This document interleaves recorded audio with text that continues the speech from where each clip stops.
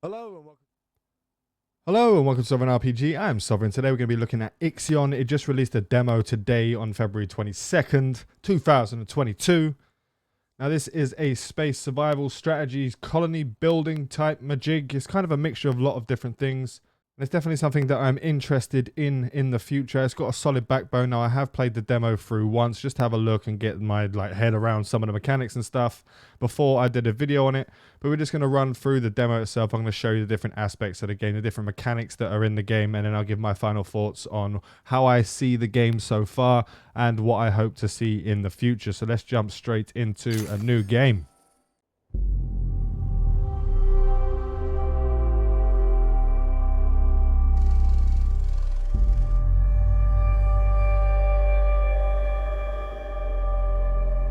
Launch control, we have typing clearance for shuttle launch. Initiate Stanford protocol. Clear procedures, check.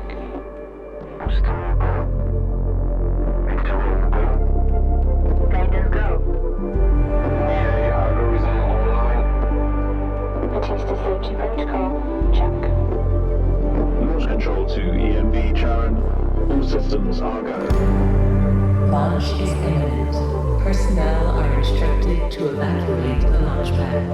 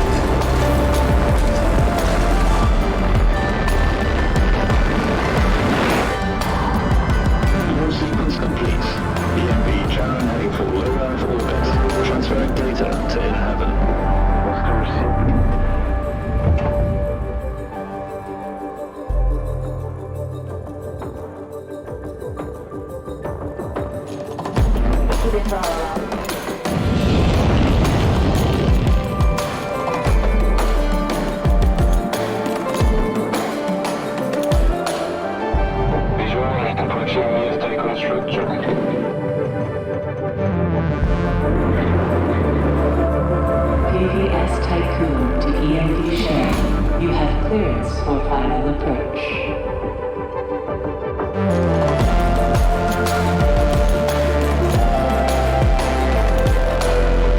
EMD share. You have been assigned to Tycoon Docking Bay.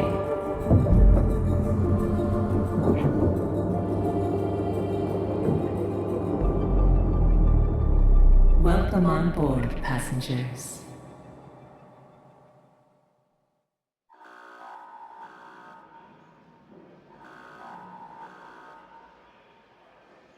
Shuttle EMV Charon is now docked.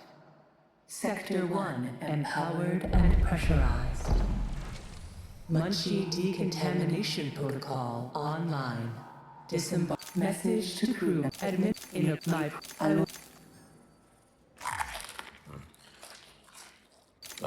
So now it's eating up the more So this is basically what you're going to be starting off with. You're going to have different sectors. Now there are various sectors within the ship itself, but we're going to start off with just sector 1. This is just all we have in the demo currently, and you're going to start off with all of these sort of resources floating about that you're going to have to road up and get access to and build certain buildings. Now what we have is the building and construction. We're going to have to start off with building off these workshops, which is going to be able to allow us to build other things. We're just going to stick this down here for now. We're going to stick a little road in here. Now it's going to be similar to a lot of your colony builders, a lot of your city builders, where you have to have roads attached in certain parts to be able to get and do a lot of the things that are available in it. So you get see how you have on the front of the building, you have the little arrows. These will show you where you need to tie these up to. So we're going to stick one right at the back over here, and these guys When you got the workshop, we'll give off these little cars that will go around. What cars? I say cars. They're little like drones that run around and do a building. Is going to start building the roads, and that will give access to this building. Now what we have around is different resources. You've got steel, etc. We can actually go and have a look over here. We do have alloys. We've got electronics. You've got things like polymers, food, waste, cryonic pods to sort of put people in. You've got ice. You've got all this stuff. But a lot of this stuff you won't be going near or actually collecting during the actual demo itself. You're going to be looking at these two mainly, your polymers, your alloys, and your food. Now we do start off with a decent amount of food over here, so we are actually going to build another small stockpile. We're going to build a road coming off of it, and we're going to go inside and we're going to the stockpile, and you're going to click on everything that you're going to want to need over there. So this is going to start now collecting all of these guys over here. And if we click on these, and you can select it when you go into the stockpile, you can click on what you want to do, and then you'll be clicking on the sort of move this bloody thing out of the way, get out of my face, tutorials just popping up everywhere. You'll go and you'll open up this, and then you can go into resource tab to manage, and it will show you which ones are available. So we can click this and this, and it will start dragging these all over here and putting it in there. If you have something that's going to be built straight away, or they'll literally bring it in, they'll take it straight to the place you're going to be building. It's got a lot of pretty standard city building mechanics. There's nothing too major when it comes to what the type of game is. There's nothing groundbreaking on the building side of things. If you've played games like any kind of games like City Skylines or Dyson Sphere Project or anything like that, you're going to be looking at very similar aspects when it comes to the building, setting out how and the best optimization of your layout. Now you do get incoming transmissions that come through, give you a little bit of a breakdown. I have established a connection with Dolus's lead data scientist. But we're going to be skipping these, and we're going to go, obviously, because there's going to be a lot of stuff going on through the thing, so we want to get through as quickly as possible so I can show you the actual mechanics of the game and not the storyline. The storyline is kind of something that needs to be done in itself. Like, I want you guys to go and check that out if you do like the look of the game. We're going to build another one of these here, and we're going to build another one here and another one here. Get these guys done. Build some rows to connect these up, and that's all sorted. Once that's placed down, now what we need to do is actually add another one of these, and we're going to start building out some roads just to grab some of these materials, get these all picked up so we can clear some space. Now we're going to go all the way up to the edge there. I like to do mine quite uniform. It has to be in grid layout. I always build my cities and everything, and every sort of, even in RimWorld, I like to build it out in grids and build it in sections so I can sort of see where stuff is going to be placed and make sure that I have enough space to build some of the bigger projects later on. Now we have opened up a lot of the things that we have in here. We have the housing. So what we're actually going to do is actually, we have to actually build these roads and pick up these things. We're going to start building these in here because there will be an actual quest in a moment to set up some housing. But what we need to do, because we have a quest, we're going to build a refectory, and we're going to place this over here. Get that all sorted. We're going to open up this quest, and this will give you quests where the quests will pop up as sort of magnifying glasses, and they'll come out in the actual solar system map, and when you're going on the outside and inside of your main colony itself. And then it will give you a lot of quests that you need to do. So you built all of that. Now we just need to build the refectory. But we're going to speed it up a little bit so we can get all this going, because the actual demo is pretty simple in itself. There's not going to be nothing that really blows up your town, unless your colony, unless you run out of power, which we will be sorting out later on when we get to open up the exterior views and the planetary system maps. So what we're going to place down right now is a tech lab, so I can show you the tech system and how much is actually in the game at the moment. We will build a docking bay down here. And we will build a little infirmary. Now I'm not gonna go full in and sort of build the entire thing out in a perfect layout, because what we're gonna be doing right now is just grabbing this food and sticking that in there, which will go straight into the refectory. Which the refectory is basically just a community eating area. And we got to feed 200 crew members with the refectory, and they'll start eating over here, and you'll see that the food will go in, and they'll start eating the food straight away because they do require it, quite a decent amount of it. And we're gonna get another discussion come up. Now the voice acting in the game is actually pretty decent. Like there is definitely some money put inside for the actual speaking of the NPCs that you have within the game itself. Now you can do things like set up high priorities. We're going to actually set up another one of these because we're going to grab all of this nom-noms over here, and they're going to start putting it in all of the ones we have set to the alloys itself. And there's obviously things to take down the road, so we can get rid of these. Now we've made the space. And they want us to build a cargo ship. Now you can build different kinds of ships. We're going to build one of these. We're going to build one science ship. We won't build a mining ship just yet because we don't really need it. There's nothing in the demo that requires any mining yet. And we do have another event in here, which is commit building living spaces. So that comes up with different events. This kind of reminds me of a little bit like Stellaris, where you got the events that pop up and you have different choices and you can choose what you want to do. Or if you're looking at games that are along the similar lines, like Frostpunk, where you get all of these decisions come up and it adversely or does positively affect your colony. And depending on what you choose, you can get different resources when you go and do some of the research stuff later on that I'll show you. So we're going to accept that because we're just going to go in here straight away. We're going to go into housing, and we're actually just going to plop down a load of houses along the way. I like to definitely overbuild when it comes to the houses. I'm going to place roads all in between of these, so they're all attached to all the buildings. You can see I'm still doing all the grid stuff. I do love my grids. I feel like when you're doing the grids like this, it actually gives you enough space, and then there's a lot of different pathways that your builders can go through to grab all this stuff up. Now we do need to turn this guy onto this, so he'll start collecting those.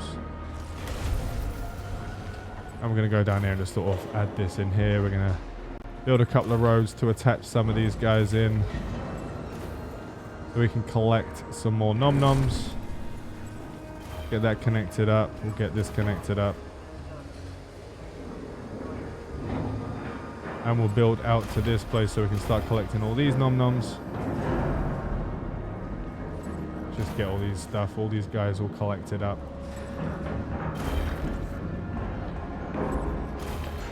And then we can delete the roads afterwards, like we have up here.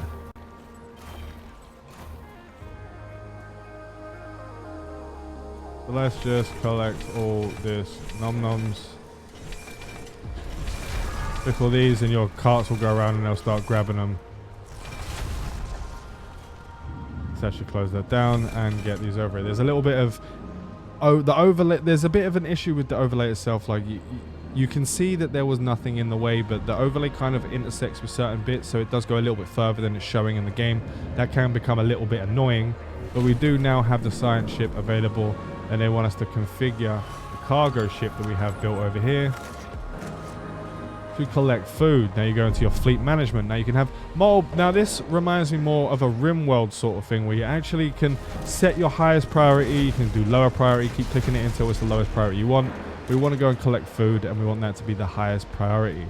Now in the area of space, when you start sending out probes and start collecting stuff and start having a look at the different things that are in the actual solar system map that you're on, because you can jump to different solar systems and collect all different kinds of resources to progress your game, you'll have a certain amount within the system. Now you can high prioritize and have multiple different mining ships, multiple cargo ships, and they will start going around and collecting these. Now when you set these, anytime that food appears on the map, that cargo ship will automatically, the one that we have set, will automatically go and grab the food on the solar system map itself. As you can see, the building itself is quite basic. It's pretty normal. There's nothing groundbreaking or explosive within this itself at the moment. Why mess with a system that works? So now we're going to go out into the planetary system map. We're going to have a look at some of the stuff over here. We have two events available. We've got the moon map, and these events will pop up on different planets because we're currently in our own solar system right now, and it's waiting for a science vessel. So we have the science vessel ICE. We'll click on that, and we'll send that off to the moon. So when your science vessel is there, you'll go in and you'll start doing your event. Now there's different parts of the event, and there's sort of, depending on which one you click, you can have different rewards. So if you explore the security vulnerability of the station that we found on the moon, we can just get the science research. But if we dismantle the camp, we can actually gain some alloys and some science. So we're going to dismantle the camp, and it does take a little bit longer to do that. But once it has finished that, we'll be able to get a collection of different sort of the research and the alloys itself. So you have a little bit of a choice. If you need something more specific, if you just click the science, you'll get more science. If you click on the mixture of two different things, then you'll get the two different things over there. So we did get 30 over here, and the science is being collected by a science ship. Now what we can do, because we have this still sitting out in space, we can send Abdominals, which is a great name, to go and grab that over there, and he'll always grab those. So if we go onto fleet and just start clicking on everything. I have an incoming transmission from Dolus's head of medicine, Dr. Abhinav Munshi. Now you can click on the ship, and as I said earlier, it's kind of like a RimWorldy type thing with a job queue. You can select 3 of them, so each ship can have 3 of them, and you can get it set up to different things. If you find a load of food on a planet, you can set all of your ships to go and collect it real quick. Now let's go and get our science vessel and send it over to Mars so we can go do this event over here as well. And we're going to go back into the town over here and have a look. We're actually full up on our alloys, so we need to start building some stuff and things.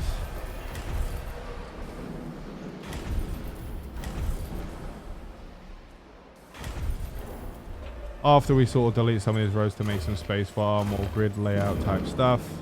Get rid of that. We'll get rid of this one because it's no longer needed anymore, and it's just a bit of an eyesore. But we should probably end up building another one of these small stockpiles to get more of this still at least in there, so we can have it all set up and built. Now you can see currently there are a pretty decent amount of buildings. We've got nuclear power plants, train stations, drone bays, water treatment plants. Let's close this down. Randomly people talking to me. We've got cell housing, crop farms, etc, etc. There isn't a massive amount here, but we do have a decent size. Now, for the demo, we have actually got all of this researched out. I don't know whether you're going to be starting it that way, but we're going to start off by unlocking the EVA airlock, which is part of what it is. You just click on it, and it will take some time for the research to come through, but it shouldn't take too long. We have 45 science available, and then we've got all this. 6 crew died of stuff. Oh, we're getting... What happened? Oh, we ran out of power.